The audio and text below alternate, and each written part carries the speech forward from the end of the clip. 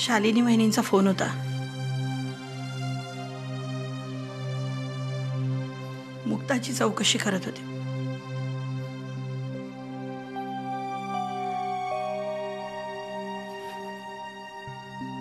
सागरचा phone याची अपेक्षा होती. मला काय वाटतं गोवर्धन, तू जरा पद्माकर दादाशी बोलून घे. आपण ही गोष्ट मुद्दाम नाही लपवली, पण ती सांगून काही घडण्यासारखं नव्हतं म्हणून आपण गप्प होतो. काय आपण त्यांना फसवलं असं त्यांना वाटणं साहजिक आहे. मला वाटतं मासाहेबांशी तू बोलल्यानंतरच शालिनी वहिनींना कळलं असं. नाही, आपला हा गैरसमज आहे. शालिनी वहिनींना यातलं काहीच ठाऊक नव्हतं. निव्वळ मुक्ताची बाजू सांभाळायला म्हणून त्या तसं बोलल्या. कमाल आहे. एखाद्या बाईने तर सरळ पाठ फिरवले असते. मनाने खूप चांगले आहेत ते. म्हणूनच मला असं वाटतं की तू पद्माकर दादाशी बोलावंस, त्यांची माफी मागावीस. शेवटी आपली पडती बाजू आहे गोवर्धन.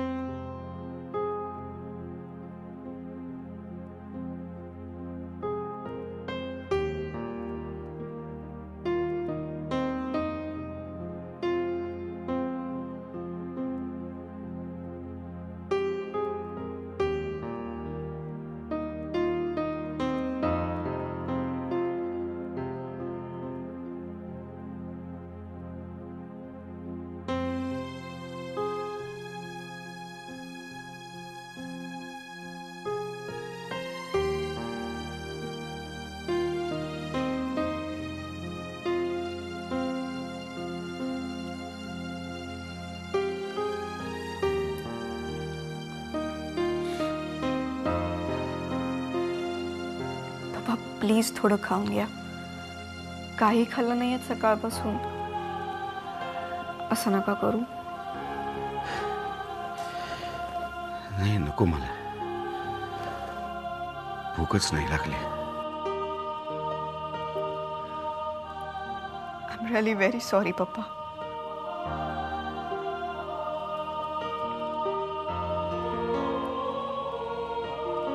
काल तुमचा वाढदिवस होता. काय काय बेत केले होते आपण. आनंद साजरा करण्याऐवजी सगळ्यावर पाणी फिरलं.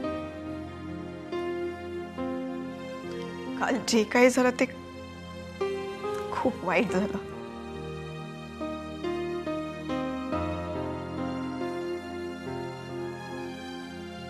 अगं, वाईट घडलंय ते मुक्ताच्या बाबतीत ज्योती.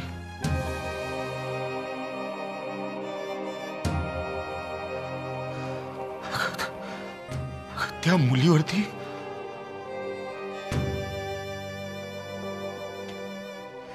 ते दुःख तिने सहन केलंय.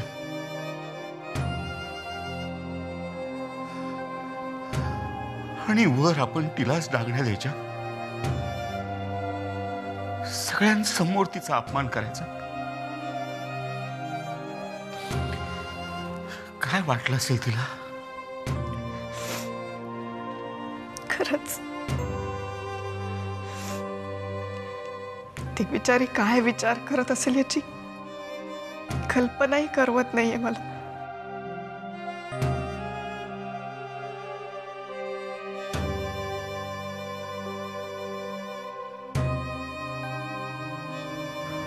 ज्योती, मी तुला आत्ता काही सांगितलं, तुझ्याकडे काही मागितलं तर माझं ऐकशील? ज्योती, मुक्ताला आता तुझ्या आधाराची गरज आहे.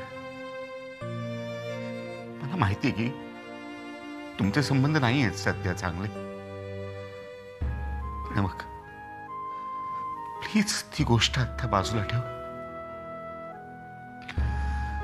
अशा वेळेला तू तिच्या पाठीशी उभं राहायला हवंस.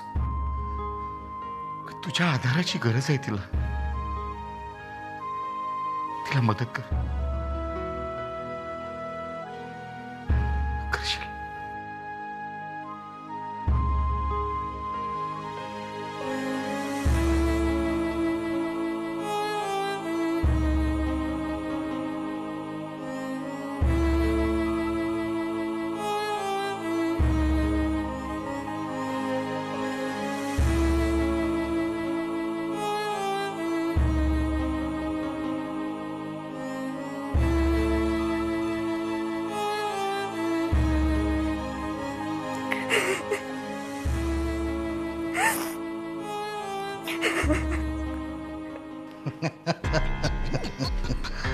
वाह मेघना वहिनी वाह, तुम्ही तर अगदी जोरदार ॲटम बॉम्बच उडवलात की.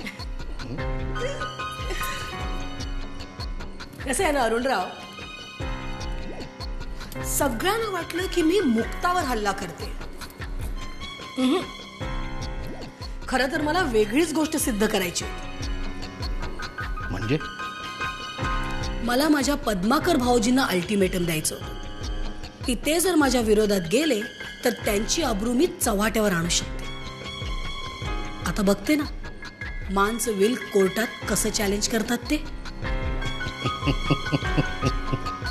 वाह मेघना वहिनी वाह, आपका तो जवाब नहीं. अब तो जीत आपकी ही है. थोडक्यात मी काही दिवस इथे नव्हतो तर बऱ्याच घडामोडी घडलेल्या दिसत आहेत. काही बऱ्या, काही वाईट. अरे हो, एक चांगली बातमी द्यायची तर राहिलीच. तुमच्या ज्योतीचं आणि आमच्या मुक्ताचं बिनसलं बरं का. ज्योतीने अमृत स्वीट्स सोडून आता अमृत डेअरी जॉईन केली. सध्या ती माझ्याबरोबरच काम करते. छान गट्टी जमली आमची. मेघना वहिनी, तुम्ही सांगताय ती बातमी आत्ता ऐकायला खरंच चांगली वाटते. पण ज्योतीला तुमच्यापेक्षा जास्त ओळखतो मी. आता काहीतरी फ्रस्ट्रेट होऊन तिने अबाउट टर्न केलंय हे खरं आहे. पण तिला कधी आदर्शवादाचा झटका परत येईल काही सांगता येत नाही. तसं परत जर झालं तर ते कसं मॅनेज करायचं याचा विचार करून ठेवा.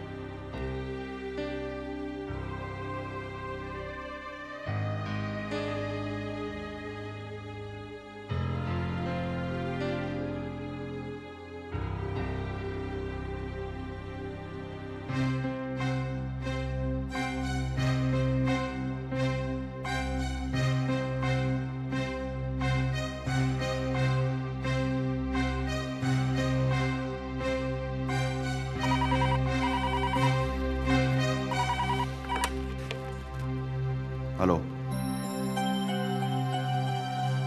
पद्माकर साहेब, मी गोवर्धन बोलतोय. मला तुमच्याशी बोलायचं. प्लीज प्लीज प्लीज फोन ठेवू नका प्लीज. माझं ऐका जरा. मी कबूल करतो माझ्याकडनं अक्षम्य असा गुन्हा घडलेला आहे. काय मुक्तावर खरं तर तो शब्द उच्चारायला सुद्धा मला लाज वाटते म्हणून कदाचित मी तुम्हाला सांगितलं नसेल. पण मी तुम्हाला खरं सांगतो, ही गोष्ट ताईने महासाहेबांना सांगितली होती. आणि पद्माकर साहेब ह्याच्या मागे कोण आहे हे शोधण्याचाही मी प्रयत्न केला होता. पण शेवटी आम्हाला काही दिशाच दिसेना. आणि म्हणून माझा मित्र एसीपी जयंतला मी ही केस बंद करायला सांगितली. मी तुम्हाला अगदी मनापासून ऍक्च्युली काय मला पर्सनली तुम्हाला भेटायचं आहे. कारण फोनवर बोलण्यासारखी गोष्ट नाहीये.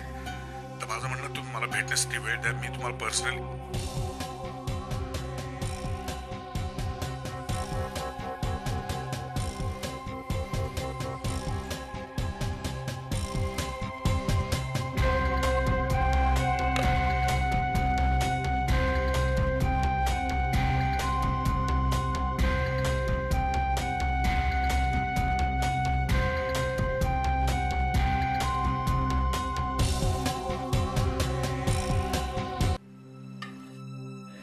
ताई ताई अगं अगं सागरचा फोन आला होता आता. तो म्हणाला मुक्ताचा काही दोष नाही आणि जे काही झालं ते तिने विसरायला हवं आणि ताबडतोब उद्याच्या उद्या तू तिला घ्यायला येतोय. म्हणलं रे पोरगा अतिशय समजूतदार आहे का तो. अगदी अगदी चांगला आहे पोरगा तो. देव पावला रे बाबा. जाऊन त्या पोरीला सांग रे, तिची काळजी तरी दूर होईल. मुक्ता मुक्ते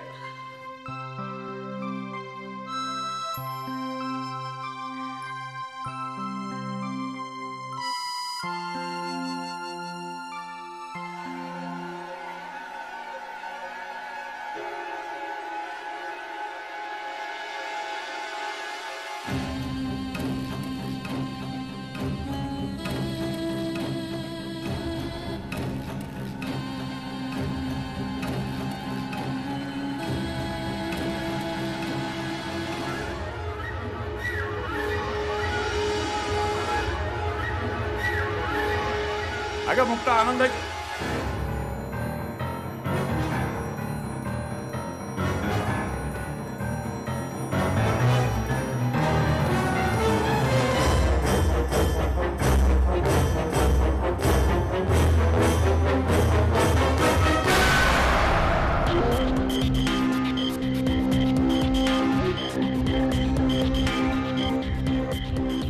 खाली खाली खाली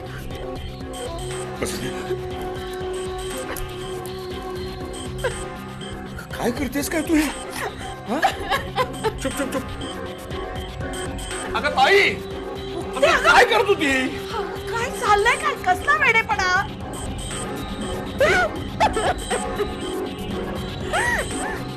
मला जगायचं नाहीये, मला खरंच जगायचं नाहीये. कशासाठी जगू? काहीतरी काय बोलतेस तू? एवढा कंटाळा आला तुला आमचा? अगं मी आणि ताई तुझ्या आशेवर जगतो आणि आय एम सॉरी पप्पा, पण पप्पा मला खूप त्रास होतोय. सागरला माझ्याविषयी काय वाटत असेल ग? तो माझा तिरस्कार करत असेल का? त्याला माझी लाज वाटत असेल? आता मला माझीच किळस वाटते. नको का असं वेड्यासारखं बोलू. तसं काही होणार नाहीये. पप्पा मी सागर शिवाय नाही जगू आणि जर या जगात तोच माझ्यापासून दूर होणार असेल तर तसं व्हायच्या आधी मला संपायचं. तू शांत हो भगवत, शांत हो. मी काय म्हणतो नीट ऐकतो. हे बघ सागरचा फोन आला होता. तो तुझ्यावर अजिबात रागावलेला नाही. तो म्हणतो जे घडलं त्यामध्ये तुझा काहीही दोष नाही असं स्पष्ट बोललाय तो. अगं उद्या घ्यायला येतोय तुला तो.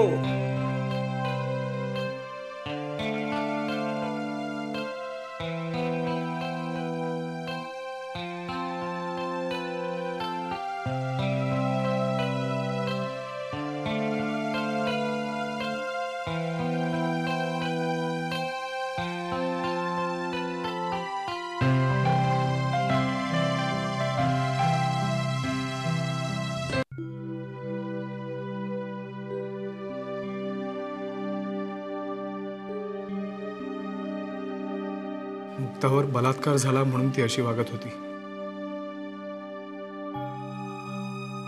मी मात्र तिला त्याही परिस्थितीत खूप त्रास दिला. पण कोणी केलं असेल हे? त्या व्यक्तीला शिक्षा मिळायलाच हवी. मला असं वाटतंय मला मुक्ताची माफी मागायला हवी. आणि सागर त्याचं काय? तो मुक्ताला स्वीकारेल की घराबाहेर काढेल? मी त्याच्या जागी असतो तर काय केलं असतं?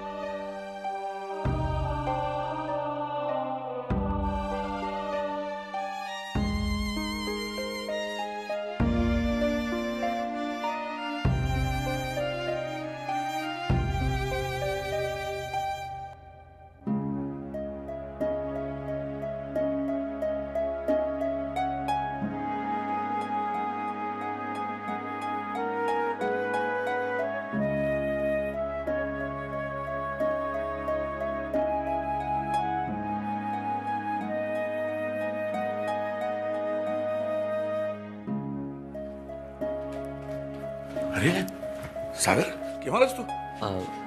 आत्ताच आलो. अच्छा अच्छा. काका मुक्ता आहे? अरे आहे म्हणजे तुझी वाट बघत बसले.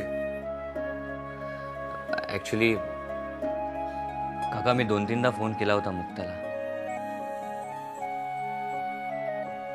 पण तिने घेतलाच नाही. मला काही कळे ना मी फोन करू की नको करू. या विचारातच काही दिवस गेले. असू दे रे, तुलाही विचार करायला वेळ मिळाला ना, कारण जे काही घडलं. काका प्लीज.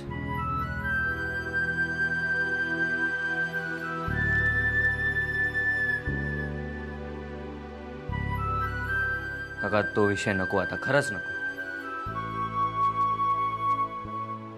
काका जे घडलं ते मुक्तासाठी, माझ्यासाठी, आपल्या सर्वांसाठीच खूप भयंकर होतं. म्हणूनच मी मुक्ताला सांगणार की जे घडलं त्याचा विचार करू नकोस.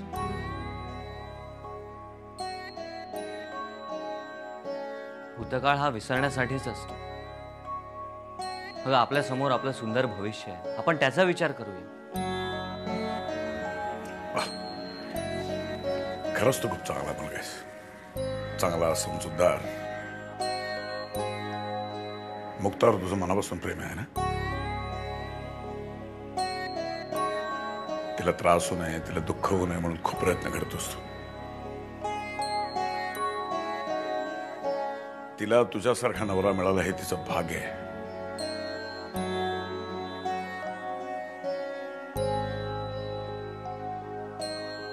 खरं तर मुक्तासारखी मुलगी बायको म्हणून मला मिळाली हे मी माझं भाग्य समजतो.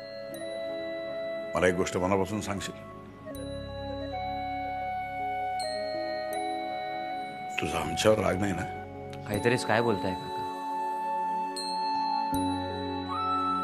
काका ज्या त्या परिस्थितीत तिथे निर्णय घेतले जातात, पण त्यामुळे माझ्या मनात काही नाहीये. मी मुक्ताला जे सांगितलं तेच मी तुम्हालाही सांगतो. काल काय घडलं याचा विचार न करता आपण उद्याचा विचार करूया. थँक्यू सागर, मनापासून थँक्स. यापुढे तुझं ऐकणार आहे मी. पण काय रे, माझ्या मुलीचा काहीही दोष नसताना तिला ज्या यातना सहन करायला लागतात ना, जीव कासावीस होता. कधी कधी वाटतं त्यावेळेला जो सापडला असताना मला तिथंच संपवला असता मी त्याला.